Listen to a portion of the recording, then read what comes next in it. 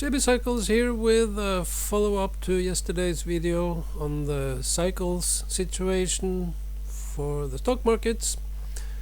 And today I want to speculate on what is causing these cycles. Is there some kind of a common factor behind? And yeah, look here, I got some planets here. But I'm not into astrology. You should know the difference between astrology and astronomy or astrophysics. But that doesn't mean my theories are accepted science. It's a lot of, or partially, speculations. So let's jump into something. Let's see. Well, we have a seasonal variation in stock markets. So this is just a random chart I found, and this is 20-year range.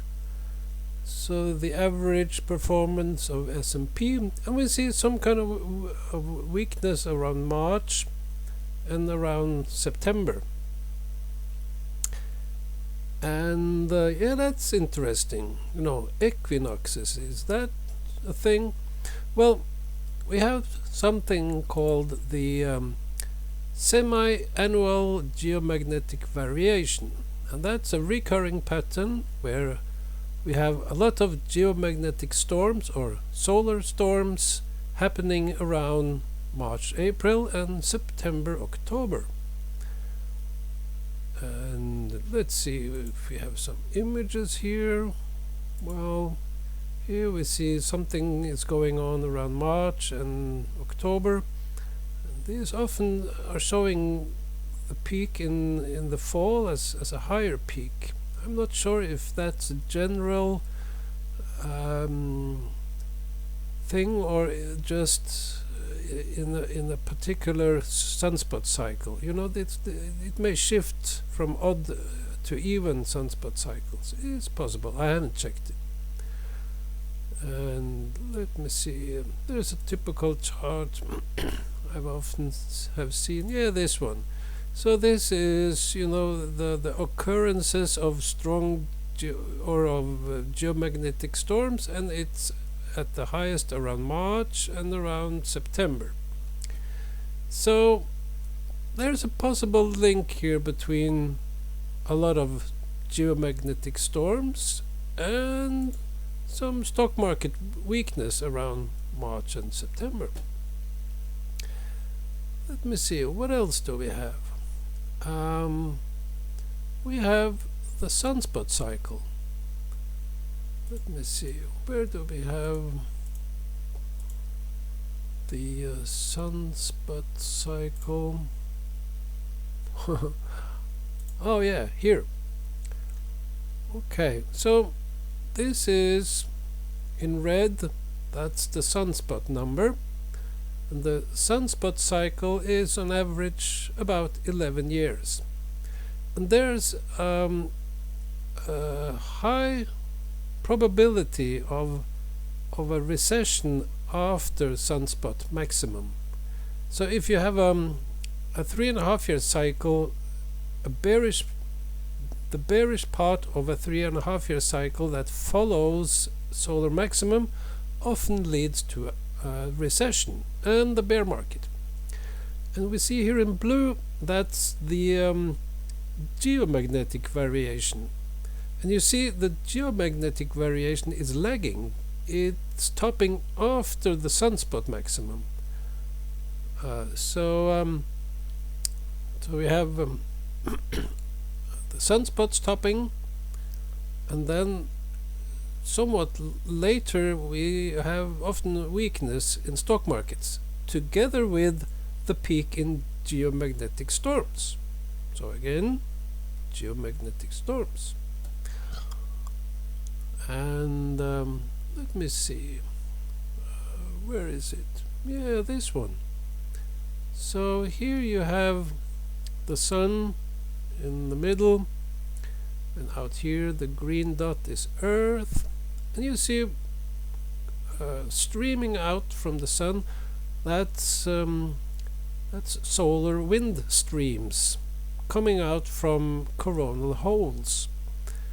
And this other thing that you see is coming out here, that's a coronal mass ejection. And another one, they come from explosions, and they can go in any direction, and they may hit Earth. So if they hit Earth, we have a strong geomagnetic storm, and that kind of triggers some possible scenarios. I will come back to that one, but I would like to focus on these streams. You see, they rotate because the sun is rotating, and these streams, they stay kind of stable for prolonged times. They are not permanently stable, but for a long time they stay kind of stable, and they are causing the 4-week cycle. And the solar wind stream is also a geomagnetic, you could say, cycle, because when these solar wind streams, when they hit Earth, they cause geomagnetic variations, disturbances. So again, geomagnetism is involved. Also, I have my presentation. Let me see this one. Yeah. So this is the 119 calendar day cycle of Venus and Jupiter.